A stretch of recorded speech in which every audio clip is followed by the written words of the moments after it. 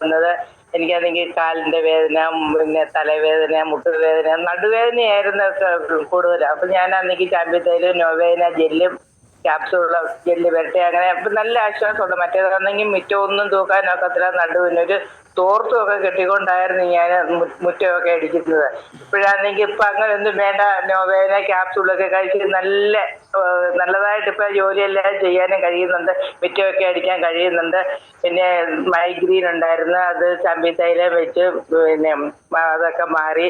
ഞാൻ ആർട്ടിഫിക്കൊക്കെ വന്നപ്പോൾ ഭയങ്കര ബുദ്ധിമുട്ടായിരുന്നു എനിക്ക്, ഛർദിലും ഒക്കെ ആയിരുന്നു ഈ മൈഗ്രീൻ ഇങ്ങോട്ട് വന്നിട്ട്. അപ്പൊ അതെല്ലാം മാറി ഇപ്പൊ എവിടെ വേണമെങ്കിലും നമുക്ക് പോകാനും യാത്രയൊക്കെ ചെയ്യാനാണെങ്കിൽ സാധിക്കുന്നുണ്ട്. നമ്മുടെ പ്രോഡക്റ്റ് ആണെങ്കിൽ പലർക്കും കൊടുക്കുന്നുണ്ട്.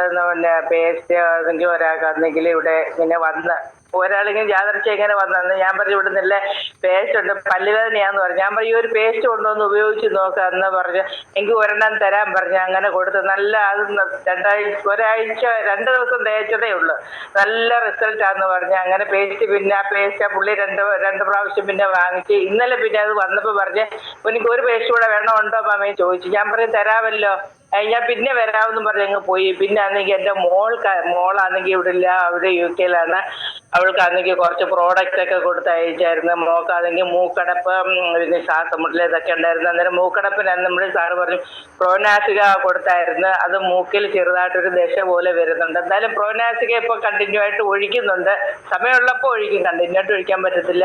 അന്നേരം ഒത്തിരി വ്യത്യാസമുണ്ട്. കൊച്ചുമോൾക്കാണെങ്കിൽ കാലിന്റെ വെള്ളയിലാണെങ്കിൽ അരിമ്പാറയായിരുന്നു ആണിയായിരുന്നു എന്ന് അറിയത്തില്ല, 2 കാലയിലും ഉണ്ടായിരുന്നു. എപ്പോഴും കണ്ടിന്യൂ ആയിട്ട് ഷൂ ഒക്കെ ഇട്ടുകൊണ്ട് പോകുന്നുണ്ടായിരിക്കും. ഒരു ഹോസ്പിറ്റലിൽ ചെന്നപ്പോ പറഞ്ഞു അത് എടുത്ത് കളയണം, അല്ലെങ്കിൽ ഒക്കത്തില്ല, വേദന ഇല്ലെന്ന് പറഞ്ഞു. അപ്പൊ ഞാൻ പറഞ്ഞു മോളെ, ഞാൻ ഇവിടെ തന്ന പ്രോഡക്റ്റ് അയച്ചിട്ടുണ്ടല്ലോ, പിന്നെ ഉഡിയിൽ തന്നിട്ടുണ്ടല്ലോ, അത് നിങ്ങള് രാത്രി അല്ലെ പോയിട്ട് വന്നിട്ട് രാത്രി 2 തേക്കാൻ പറഞ്ഞു. അങ്ങനെ 2 കാലയിലും കണ്ടിന്യൂ ആയിട്ട് തേച്ച് ഇന്നലെ ഞാൻ വിളിച്ചപ്പോ പറഞ്ഞു അമ്മേ അത് പോയി എന്ന് പറഞ്ഞു. 2 കാലയിലും പോയി. ഹോസ്പിറ്റലിൽ കൊണ്ട് കാണിച്ച് അവര് പറഞ്ഞത് പതുക്കെ പോകത്തുള്ളു എന്ന് പറഞ്ഞ് വേദനയില്ല. എന്തായാലും 2 കാലയിലും നല്ല. ഇന്നലെ എന്നെ വിളിച്ച് കാണിച്ചു, കൊച്ചുമോള് കാണിച്ചു, അമ്മച്ചി പോയെന്ന് പറയും, 2 കാലയിലേ പോയെന്ന് പറഞ്ഞ്.